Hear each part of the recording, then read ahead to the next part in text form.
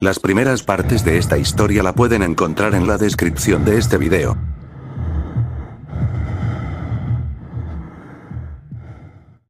La Chilindrina caminaba a tientas por el pasillo que conectaba el segundo patio con el tercer patio. La penumbra en esa zona era tan intensa que la niña apenas podía ver sus propias manos frente a su cara. El olor a sangre quemada y carne en descomposición llenaba el aire helado, haciendo que respirar fuera una tarea dolorosa.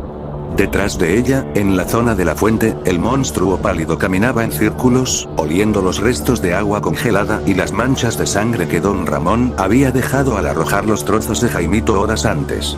El chavo escuchó los pasos cortos y torpes de la niña acercándose a la puerta del departamento 8.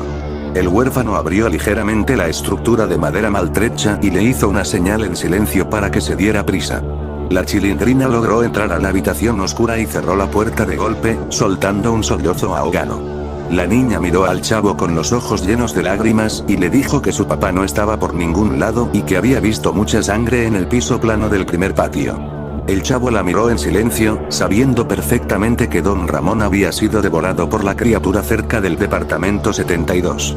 Al percatarse de la situación, el chavo le advirtió que no debía hacer ningún ruido, porque ese ser sin ojos escuchaba el más mínimo aliento en medio del silencio de la noche eterna.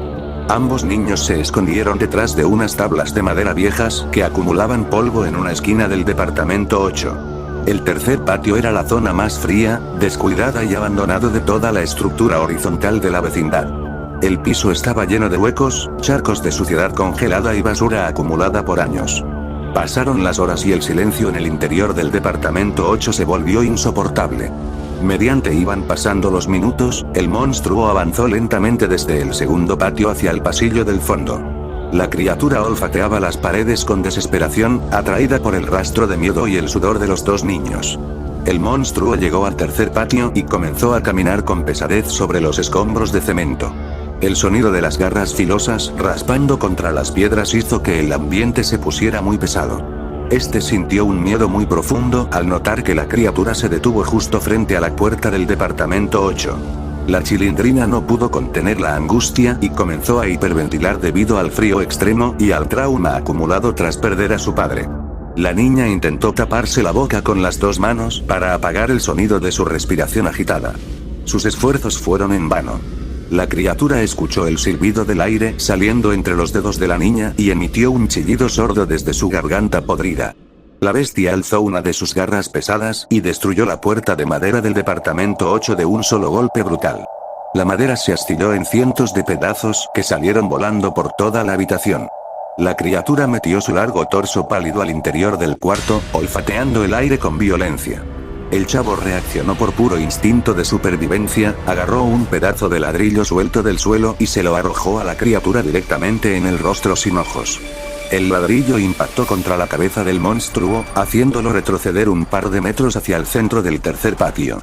El chavo aprovechó la distracción, tomó a la Chilindrina del brazo y la jaló fuera del departamento 8 para intentar correr hacia el pasillo del segundo patio.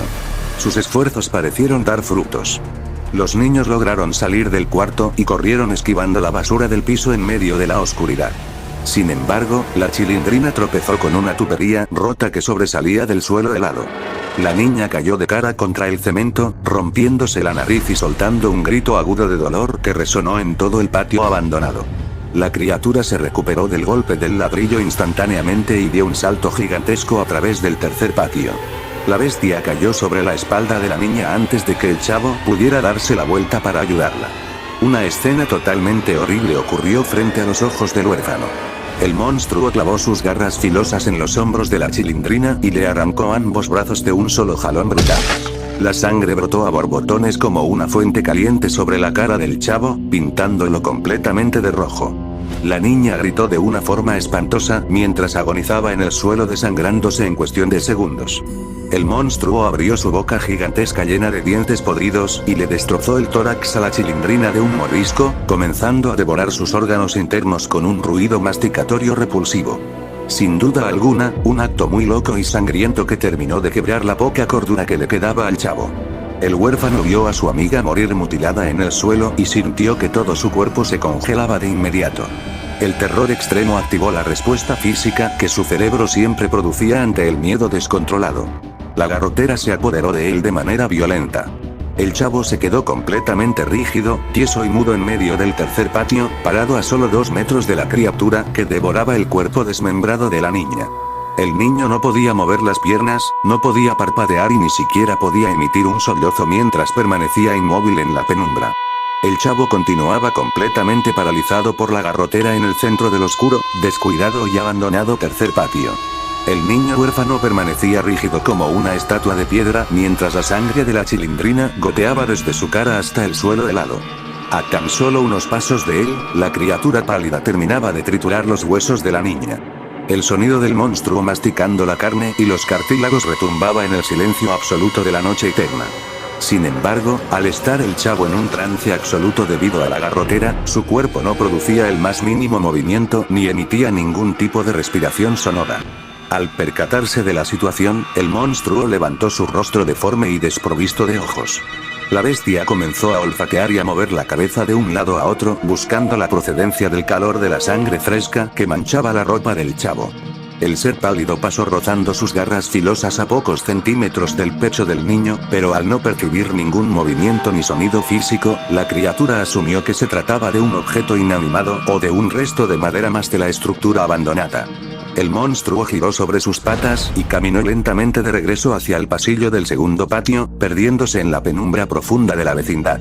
Pasaron las horas y la temperatura en el tercer patio descendió a niveles glaciales debido a la ausencia permanente del sol. El agua acumulada en las tuberías rotas se congeló por completo. De pronto, un tubo de metal situado en la pared superior del departamento 8 se reventó por la presión del hielo. Un chorro de agua helada cayó de golpe directamente sobre la cabeza y la cara del chavo. El impacto del agua helada rompió el trance de la garrotera en un segundo. El huérfano dio un brinco desordenado, aspirando aire con violencia mientras sus articulaciones rígidas le dolían intensamente por el frío. El chavo miró hacia el suelo y vio únicamente los charcos de sangre congelada y las ropas destrozadas de la chilindrina. El niño sabía que ya no quedaba nadie vivo en toda la vecindad. Doña Clotilde, el señor Barriga, Jaimito el cartero, doña Florinda, Kiko, el profesor Girafales, don Ramón y la chilindrina habían sido asesinados y mutilados de forma despiadada en cuestión de horas. La soledad absoluta en medio de la oscuridad eterna quebró los últimos pensamientos lógicos del niño. El huérfano caminó a pasos lentos y torpes en la penumbra, esquivando los restos de escombros hasta llegar de vuelta al primer patio plano. Una escena totalmente horrible se presentaba en cada rincón del lugar. El piso del primer patio estaba completamente pintado de rojo oscuro y cubierto por partes de cuerpos, cabezas decapitadas y entrañas congeladas de sus antiguos vecinos. El chavo caminó en silencio hasta el centro del patio y se acercó al barril de madera maciza.